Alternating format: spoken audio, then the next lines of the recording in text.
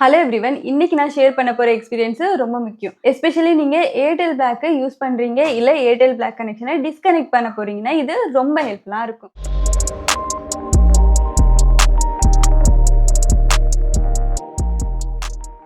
Airtel black ரஃப்லி 8 to 9 மந்த்தா use பண்ணிட்டு இருக்கேன். Starting connection வாங்கும்போது 2500 rupees பே பண்ணி 3 month ஃப்ரீன்னு சொன்னாங்க. பிளஸ் இன்டர்நெட் அண்ட் ஐபிடிவி பண்டல்டுன்னு சொல்லி கொடுத்தாங்க. பிளான் டீடைல்ஸ் பார்த்தா இது 40 Mbps speed, monthly 699 plus GST. Real யூசேஜ்ல ஸ்பீட் மோஸ்ட்லி 38 to 39 Mbps தான் வரும். அப்புறமா நான் வேற லொகேஷனுக்கு ஷிஃப்ட் ஆகிற பிளான்ல இருந்தனால இந்த கனெக்ஷனை டிஸ்கனெக்ட் பண்ணலான்னு டிசைட் பண்ணிட்டேன். ஏன்னா நான் மூவ் ஆகிற பிளேஸ்ல ஏர்டெலோட சிக்னல் அவ்வளவு ஸ்ட்ராங்கா இல்ல, 4G சிக்னல் மட்டும் தான் கிடைக்கும். ஸோ டிஸ்கனெக்ஷன் பண்றதை பத்தி ஆல்ரெடி நிறைய வீடியோஸ்ல பார்த்திருக்கேன். ரொம்ப பேர் சொன்னாங்க டிஸ்கனெக்ஷன் ப்ரோசஸ் ரொம்ப டிலே ஆகும், ரிக்வெஸ்ட் கொடுத்தா கூட டைம் எடுத்துக்கும், ஆல்சோ சம்டைம்ஸ் டிஸ்கனெக்ட் ஆனா கூட பில் அமௌண்ட் ஆட் ஆகிட்டே இருக்கும்னு அந்த வீடியோஸ்ல எல்லாம் மென்ஷன் பண்ணியிருந்தாங்க. ஸோ அதெல்லாம் பார்த்து கொஞ்சம் பயமா இருந்தாலும் ஃபைனலா கஸ்டமர் கேருக்கு கான்டாக்ட் பண்ணேன். கஸ்டமர் கேருக்கு கான்டாக்ட் பண்ணிட்டு நான் வேற லொகேஷனுக்கு மூவ் ஆகுறேன் அண்ட் நான் மூவ் ஆகுற லொகேஷன்ல ஏர்டெல் நெட்வொர்க் அவ்வளோ ஸ்ட்ராங்கா இல்லை.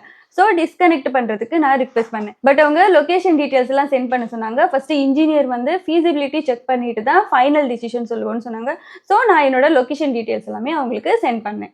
ஆல்சோ அவங்களோட இன்ஸ்ட்ரக்ஷன் படியே மாடம், ரவுட்டர், செட்டப் பாக்ஸ் எல்லாம் சேஃபா எடுத்து வச்சுட்டேன். மூவ்மெண்ட் ஆகி ரொம்ப நாள் ஆனாலும் யாரும் வரல. ஆல்சோ இன்ஜினியர் விசிட்டுமே நடக்கல. அதனால மறுபடியும் நான் கஸ்டமர் கேர் கான்டாக்ட் பண்ணேன். அவங்க சொன்னது என்னன்னா, சாரி மேம், உங்களோட லொகேஷன்ல ஃபைபர் ஃபீசிபிலிட்டி இல்ல, ஸோ ஏர் ஃபைபர் இருக்கான்னு செக் பண்ணி பார்க்குறோம், உங்களோட அட்ரஸ் எல்லாம் சென்ட் பண்ணுங்கன்னு சொன்னாங்க.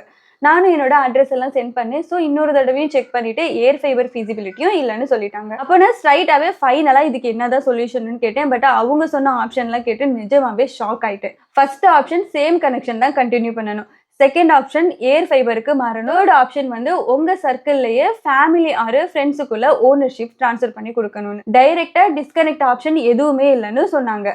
அந்த மாதிரி ஓனர்ஷிப் ட்ரான்ஸ்ஃபர் பண்றதுக்கு எனக்கு இங்க யாருமே தெரிஞ்சவங்க இல்லை. ஆல்சோ நான் இருக்கிறது ரூரல் ஏரியா. ஸோ அங்கே ஏர்டெல் நெட்வொர்க் ஃபீசிபிலிட்டி இல்லை. ஸோ நான் எப்படி ஏர் ஃபைபர்லாம் யூஸ் பண்ணுறது? ஸோ டைரெக்டாக டிஸ்கனெக்ட் பண்ணிட்டாங்கன்னு நான் சொல்லிட்டேன். அதுக்கு அவங்க சொன்ன பிக்கெஸ்ட் டைலாக், இப்போவே நீங்கள் டிஸ்கனெக்ட் பண்ணிட்டீங்கன்னா நெக்ஸ்ட் டைம் நீங்கள் கனெக்ஷன் எடுக்கும்போது உங்களுக்கு 12 month கம்பல்சரி பிளான் தான் ஆட் ஆகும்னு. ஸோ நான் கிளியராக சொல்லிட்டேன், அதை நெக்ஸ்ட் டைம் பார்த்துக்கலாம், இப்போதைக்கு என்னால் யூஸ் பண்ண முடியாது, ஸோ டிஸ்கனெக்ட் பண்ணிடுங்கன்னு நான் சொல்லிட்டேன். கொஞ்ச நேரம் அப்படியே ஹோல்டில் வச்சுட்டு ஃபைனலாக டிஸ்கனெக்ட் பண்ணுறதுக்கு ஒத்துக்கிட்டாங்க. ஆல்சோ இந்த மந்தோட பில் ஜென்ரேட் ஆகும், அதை பே பண்ணிடுங்க அண்ட் அப்புறமா இன்ஜினியர் வந்து எல்லா டிவைசஸையும் கலெக்ட் பண்ணிக்குவாங்கன்னு சொல்லிட்டாங்க.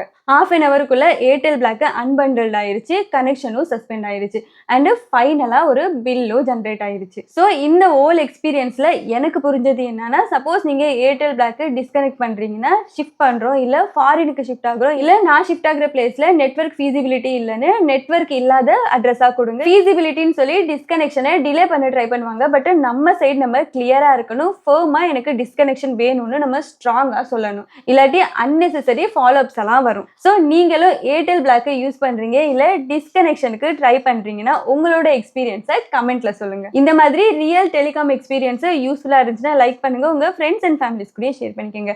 இந்த மாதிரி இன்ஃபர்மேட்டிவ் வீடியோஸ்க்காக நம்ம சேனலை சப்ஸ்கிரைப் பண்ணுங்க. நாளைக்கு இன்னொரு வீடியோல மீட் பண்ணலாம். until then bye.